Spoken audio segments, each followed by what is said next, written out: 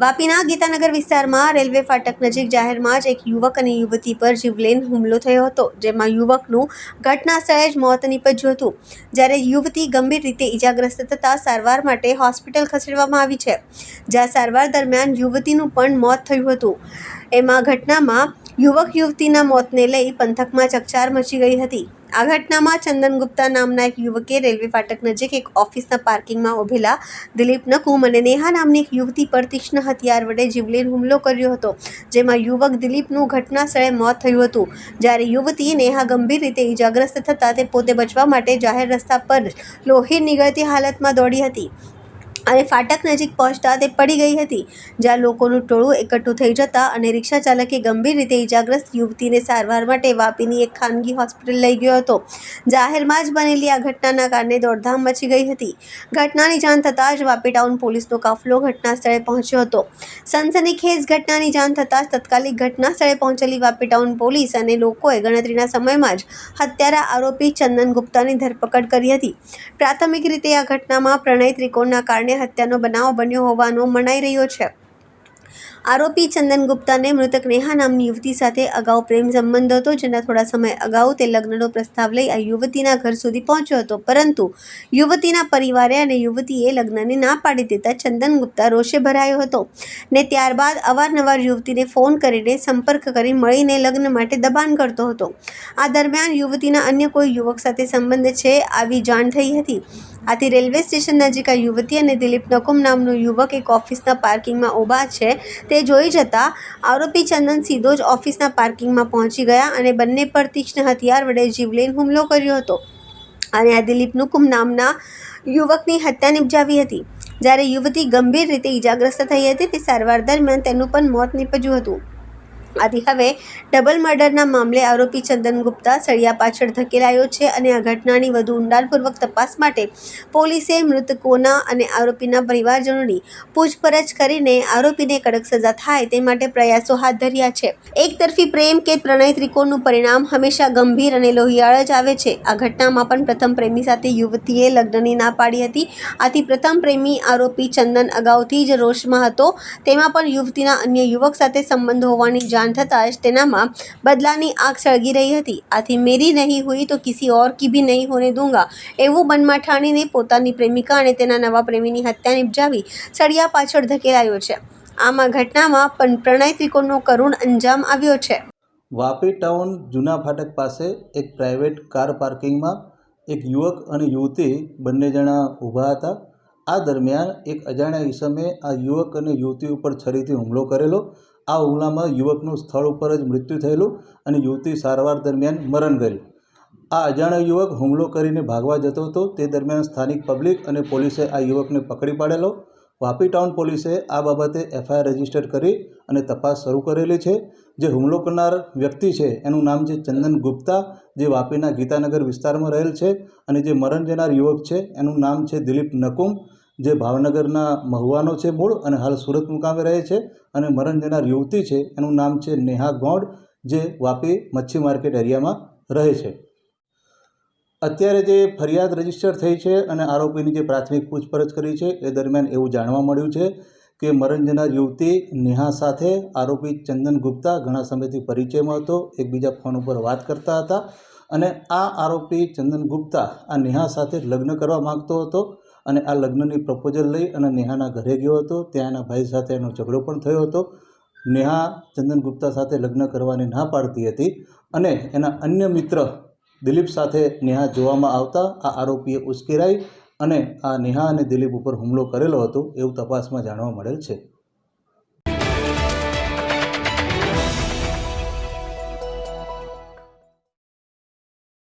વલસાડ શહેરમાં મોગરાવાડી વિસ્તારમાં રખડતા ઢોર તોફાની ચડ્યા હતા. રખડતા ઢોર તોફાની ચડતા 5 થી 6 જેટલા લોકો પર હુમલો કરતા લોકો ઇજાગ્રસ્ત થયા હતા.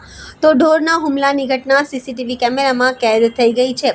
પાલિકા દ્વારા રખડતા ઢોરોને પાંજરે ન પૂરવામાં આવતા લોકોમાં રોષ છે. વલસાડ શહેરના મોગરાવાડી વિસ્તારમાં આવેલ પ્રમુખ ગ્રીન સોસાયટી નજીક બપોરના સમયે રખડતી ગાય તોફાની ચડી હતી. રખડતી ગાય તોફાની ચડતા સોસાયટીમાં અફરાતફરીનો માહોલ સર્જાયો હતો। તોફાને ચડેલી ગાય દ્વારા રાહદારીઓ, સ્કૂલના બાળકો અને મહિલાને શિંગડા માર માર્યો હતો। ગાય દ્વારા 5 થી 6 લોકોને ઈજાગ્રસ્ત કરવામાં આવ્યા હતા। તોફાને ચડેલી આ ગાય અંગે પાલિકાની ટીમને જાણ થતાં સ્થળ પર પહોંચીને તોફાને ચડેલી ગાયને પકડવામાં આવી છે, પરંતુ હજુ પણ સોસાયટીમાં રખડતા ઢોરો યથાવત હોવાના કારણે સ્થાનિકોમાં ભયનો માહોલ છે। તંત્રને વારંવાર રજૂઆત થતાં પણ રખડતા ઢોરોને પકડવામાં ન આવતા આવી ઘટનાઓ બનતી હોય છે, પરંતુ તંત્ર દ્વારા કોઈ કાર્યવાહી કરવામાં આવતી નથી।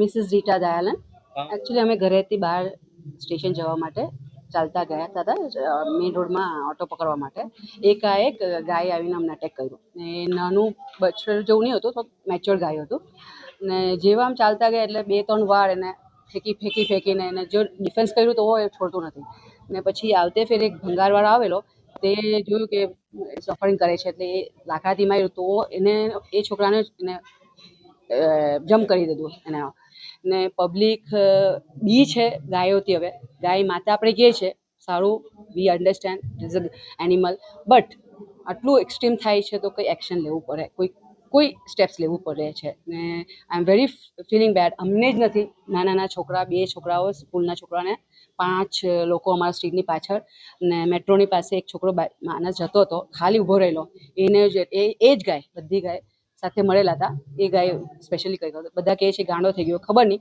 વોટ એવર ઇટ મે બી, તરત એક્શન લેવું જોઈએ કે આ બધા ગાયો જે સ્ટ્રીટ ગાય છે, stray cows, try to secure that or do something where people's safety will be there. This is what we want, nothing else than that. Sai Park Mograbadi, हम रिक्शा वहाँ लगा के रिक्शा साफ कर रहे थे, अचानक उधर से आई और पीछे से मार दी, गिर गए। फिर उसके बाद में उठकर हम भागने लगे, फिर पीछे से खदेड़ना चालू किया।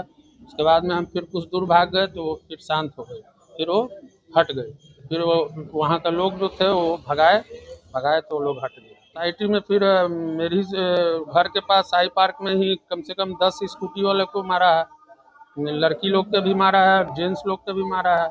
अभी जस्ट एकदम आधा घंटा पहले जो है एक व्यक्ति को वहाँ पर मार के पूरा एकदम लाश से उसको जो है पैर से एकदम पूरा एकदम मार रहा था। पूरा 5-7 जन लाठी लेके खदरे हैं, तब उधर से उनको छोड़ के भागा है, उनको तो एकदम पूरा घायल कर दिया पूरा। प्रशासन से मांग है कि उसको जो है यहाँ से हटा ले, सोसाइटी को या मोहल्ला को सब बर्बाद कर देगा, इंसान को मार देगा, वो पागल हो गई है, इसके कारण जो है उसको हटा लिया जाए। મારું નામ ધર્મેશ સોલંકી, હું રહેવાસી પ્રમુખ ગ્રીન સોસાયટી મોગરાવાડી વલસાડનો છું। અમારે ત્યાં આજે વિશ્વકર્મા જયંતિની પૂજા હતી, તો અમારે ત્યાં Maninagar society, Sai park society, RM society અને રામનગર જે આજુબાજુની પડોશી સોસાયટીમાંથી લોકો વિશ્વકર્મા જયંતિ પર ઉપસ્થિત થયા હતા, પણ અહીંયા હડકાયેલી ગાયના લીધે હુમલો કરવામાં આવ્યો હતો, તો એના લીધે 4-5 લોકો ઇજાગ્રસ્ત થયા હતા। તો અમે પ્રમુખ શ્રી બબલુ મિશ્રાજીને સંપર્ક કર્યો, તો તેમણે તત્કાલમાં સેવા ભેજી અને ગાયનો નિકાલ કર્યો અને ગાયને પકડીને લઈ ગયા છે। ભયનો માહોલ હતો ખૂબ, મતલબ લોકો ભાગાભાગી થોડી ઘણી થઈ હતી, પણ અમને જેમ ઉપપ્રમુખને ફોન કર્યો તેમણે નિકાલ કર્યો, તેના માટે તેમનો ખૂબ ખૂબ આભાર। मेरा नाम लकी और मैं प्रमुख ग्रीन वलसाड मोगराड़ी से हूँ। हमारे इधर आज विश्वकर्मा जयंती के लिए महाप्रसाद रखने में आया था और हमारे यहाँ बहुत सारे सब सोसाइटी के लोग आए थे, Ramnagar RM society Brahma side से भी, और इधर सब महाप्रसाद खाने आए थे। तभी एक गाय अचानक से पागल हो गई और काफ़ी 2-4 लोग को उसने नुकसान पहुँचाया, जख्मी कर दिया, उसने टक्कर मारी, तो सब लोग को अभी हॉस्पिटल ले जाने में आया है। और हमारे यहाँ के नगर पालिका प्रमुख बबलू मिश्रा जी ने गौ सेवक को यहाँ भेजा और उन्होंने लोग ने गाय को लेके गए यहाँ से। अफड़ा तफड़ी भागदौड़ हो गया था, सब पब्लिक में भय का माहौल छा गया था, फिर सब भागम भाग कर रहे थे।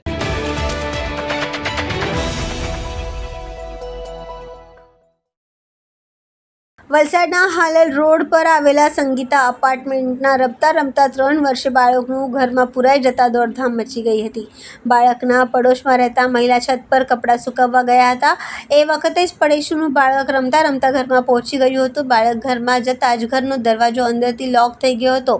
બનાવની જાણ થતાં જ બિલ્ડિંગમાં દોડધામ મચી ગઈ હતી। પડોશીઓએ દરવાજો ખોલવાનો પ્રયાસ કરતા સફળતા નહીં મળતા આખરે પોલીસ અને ફાયર બ્રિગેડને જાણ કરી હતી। ઘટનાની જાણ થતાં ફાયર બ્રિગેડની ટીમ ટીમ ઘટનાસ્થળે પહોંચી હતી અને ભારે જહેમત બાદ દરવાજો તોડીને બાળકનું રેસ્ક્યુ કર્યું હતું.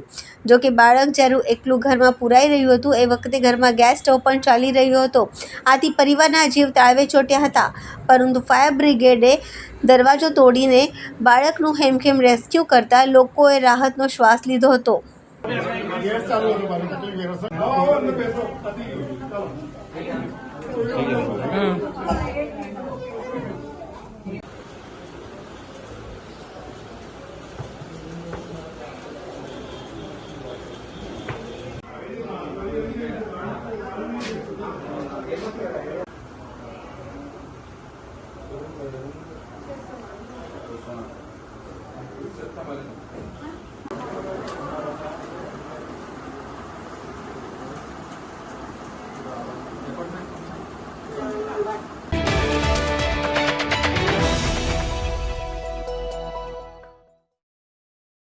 વલસાડ જિલ્લામાં વડાપ્રધાન નરેન્દ્ર મોદીના જન્મદિવસની ઉજવણી કરવામાં આવી. નાણામંત્રી કનુભાઈ દેસાઈની આગેવાનીમાં અનેક સેવાકીય કાર્યો યોજાયા હતા.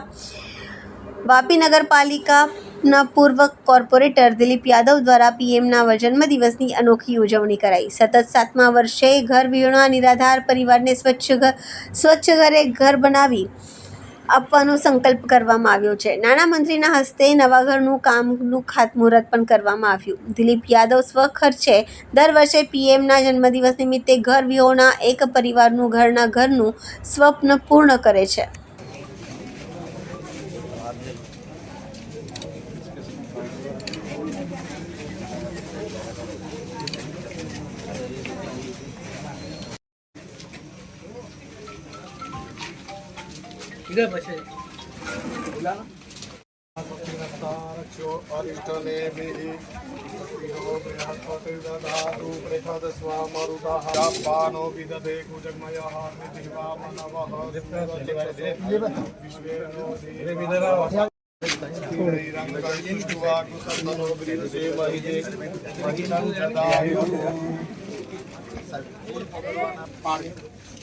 लंबोदरणमस्तुभ्यं शरदं मोदकप्रिया निर्विघ्नं कुरु मे देव सर्वकार्याय धीमहि तन्नो यंत्र प्रचोदयात्.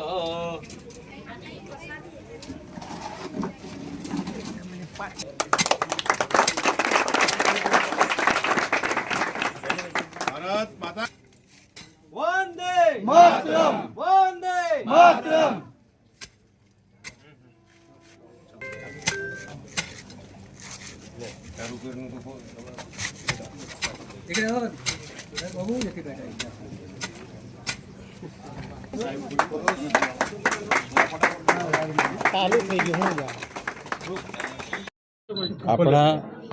આપણા ગુજરાતના પનોતા પુત્ર અને આપણા દેશના યશસ્વી વડાપ્રધાન માનનીય મોદીજીનો આજે જન્મદિવસ છે અને એમણે હર વખત કહ્યું છે કે હું પ્રધાનમંત્રી નહીં પરંતુ પ્રધાન સેવક છું અને એટલા માટે જ એમના જન્મદિવસથી શરૂ થઈને 2 ઓક્ટોબર આપણા મહાત્મા ગાંધીજીની જન્મજયંતિ સુધી જે એક સેવાનું પખવાડિયું આયોજન થયું છે એમાં અનેકવિધ કામો આયોજન કરવામાં આવે છે. તેમાં સાથે સાથે દરેક નાગરિક પોતાના કામો પણ એડ કરી શકે. આજે વાપી ખાતે દિલીપભાઈ યાદવ જે અમારા મ્યુનિસિપાલિટીના કોર્પોરેટર છે એમણે દર વર્ષે એક જરૂરમંદ વ્યક્તિને નાગરિકને ઘરની વ્યવસ્થા પૂરી પાડે છે. આજે એમણે એક 7મા ઘરનું ખાતમુહૂર્ત કરાવ્યું છે અને પંકજ છે અને સાથે સાથે આ ઘર પૂર્ણ થશે ત્યારે લોકાર્પણ કરશે અને દિલીપભાઈ આ રીતે જે સેવાનું કામ કરે છે એને સર્વે વાપીનું સંગઠન અને સર્વે લોકો વધાવે છે. હા દિલીપભાઈ, કઈ રીતે જન્મદિવસ ઉજવો છો મોદીજીનો? આજે આપણે મોદી સાહેબની 75મી જન્મદિવસમાં જે આપણે પ્રધાનમંત્રી આવાસ યોજનાનો જે લાભ નહીં મળી શકે, જેમને જરૂરી જમીનના જરૂરી પેપર નહીં હોય જેની પાસે, એમને લાભ એ 3,50,000 રૂપિયા જે મોદી સાહેબની જે સ્કીમ છે પ્રધાનમંત્રી આવાસ યોજના, તેના લાભાર્થે અમુક લોકો પાસે જમીનની જરૂર પેપર નહીં હોય જમીનના, એ લોકોને અમે અમારા સ્વખર્ચે આ 7મું ઘર છે પંકજભાઈ રાઠોડનું, એમને આ 7મું ઘર આજે બનાવી આપતા છે. અચ્છા, અત્યાર સુધી કેટલા ઘર બનાવી આપ્યા ને શું પ્રેરણા આપશો એમ લોકોને? અત્યાર સુધી 6 ઘર બનાવીને દર વર્ષે અમે એક ઘર બનાવીએ. 6 ઘર બની ગયા છે, આ 7મું ઘર છે. અમે લાભ પાચકમાં ઘર એમને આપી દઈશું.